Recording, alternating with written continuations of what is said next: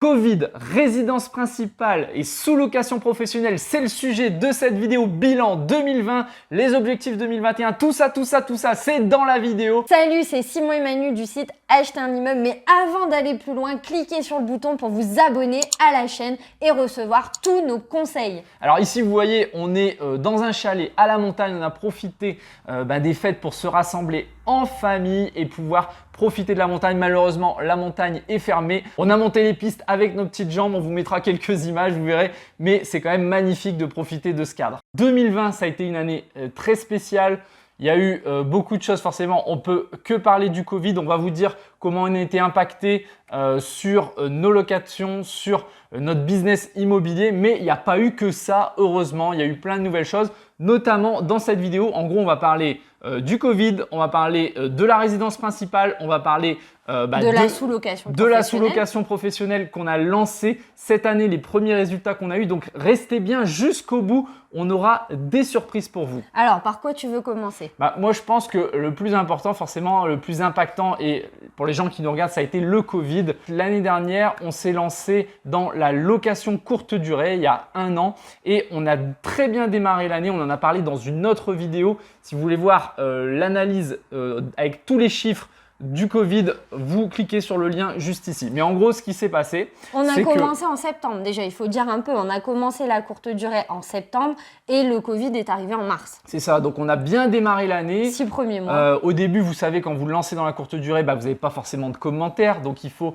que ça prenne un petit peu pour avoir les premiers commentaires. Et une fois que vous avez des bons commentaires, là, la machine s'accélère. Donc, en gros, au moment où on a commencé à avoir ces fameux commentaires, on n'a plus le droit de louer. Enfin, les gens se déplaçaient plus. On est passé d'un calendrier qui était proche des 90% du taux de remplissage à 0 réservation. Donc, comment on a fait pour contrer ce phénomène? Eh bien, dans chaque situation, ça c'est important quand vous faites de l'immobilier et même de manière générale, il y a une crise et il y a toujours des opportunités. Pour nous, l'opportunité, ça a été de faire de la location moyenne durée. Qu'est-ce qu'on appelle par moyenne durée? C'est location au minimum à la semaine, mais de manière plus générale. C'était plutôt 1 mois en général. C'était plutôt du 1 mois de location. Et ça nous a permis vraiment… Alors, l'avantage, c'est que vous pouvez quand même louer en gros au moins 2 fois plus cher que si vous louez de manière traditionnelle. Nous, on a un appartement type T2 avec une chambre qui normalement devrait se louer 500 €. Là, on l'a loué 900 € par mois. Donc, vous voyez, ça reste quand même rentable. Si vous voulez tous les détails,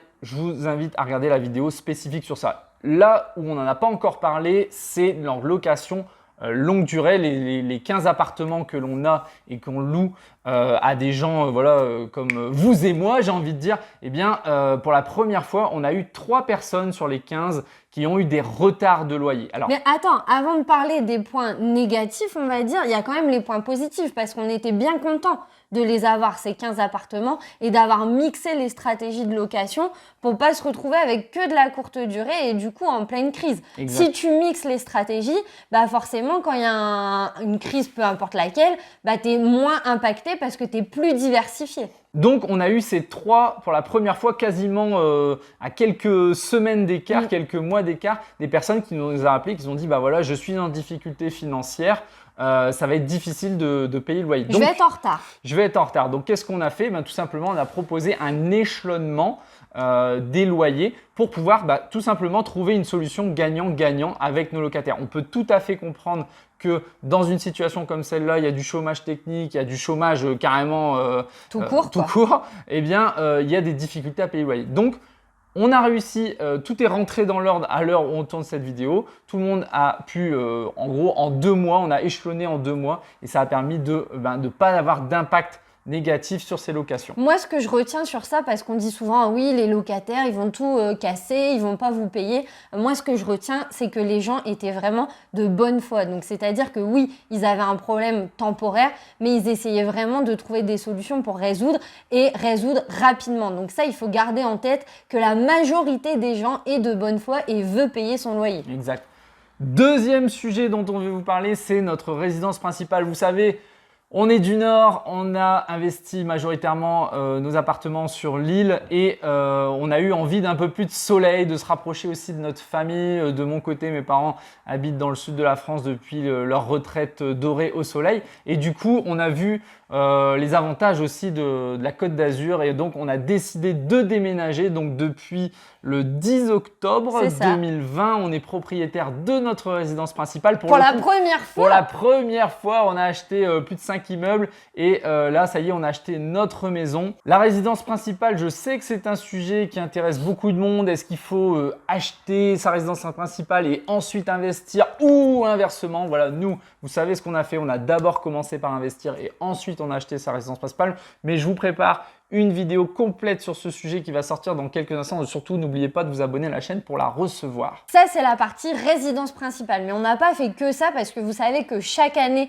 on aime bien se mettre des petits challenges IMO pour continuer d'avancer dans notre carrière d'investisseur. Et on a décidé de lancer un appartement en sous-location professionnelle. Parce qu'en gros, on habitait dans le nord de la France, près de ma famille. On a décidé d'aller dans le sud près de la famille de Simon.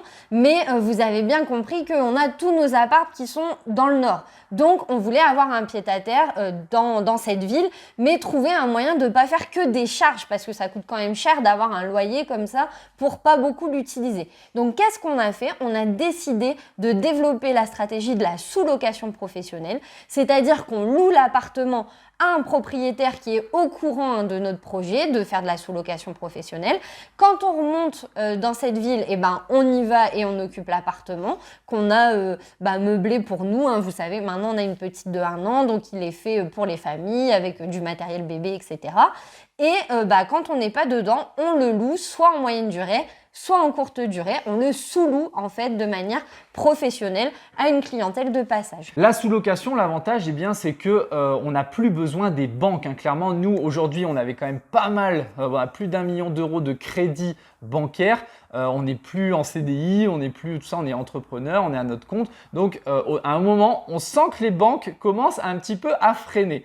Donc, cette stratégie est vraiment très complémentaire avec l'achat d'immeubles. Si cette stratégie vous intéresse, là, de la sous-location professionnelle, dites-le nous dans les commentaires et on vous fera quelques vidéos sur le sujet. Voilà pour le bilan 2020. Les projets 2021, on n'en a pas parlé, mais c'est de développer encore une nouvelle stratégie immobilière. Là, cette fois-ci, on va probablement regarder du côté du sud de la France parce qu'il y a plein de gens qui disent ouais, vous pouvez le faire, vous êtes dans le nord, c'est pas cher et tout, dans le sud, c'est pas possible. Alors déjà, je vous dis, on a énormément d'élèves qui ont acheté dans le sud de la France des immeubles à plus de 10% de rentabilité, à moins de 200 000 euros, même moins de 150 000 euros. Donc, c'est tout à fait possible et on va vous le démontrer encore dans les mois à venir avec des projets immobiliers. Donc, restez bien connectés à cette chaîne parce que ça va valoir son pesant de cacahuètes. Projet 2021 aussi, c'est de continuer de faire grossir la communauté des investisseurs gagnants. Cette communauté, elle s'est déjà bien développée en 2020 et là, on compte encore la développer en 2021 avec un de nos objectifs qui a été atteint,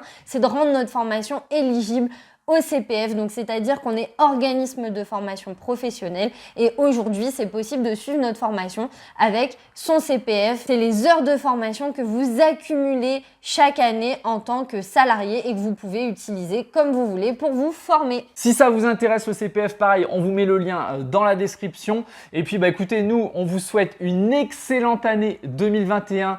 Plein de projets parce que vivre sans projet, ce n'est pas vivre, c'est survivre. Donc, il faut ajouter un peu de sel dans votre vie. Les projets immobiliers, ce n'est qu'un moyen d'obtenir la vie dont vous rêvez. Mais le plus important, eh bien, c'est d'avoir des rêves et de travailler pour les atteindre. On vous dit l'aventure continue. À demain. Ah, j'ai loupé.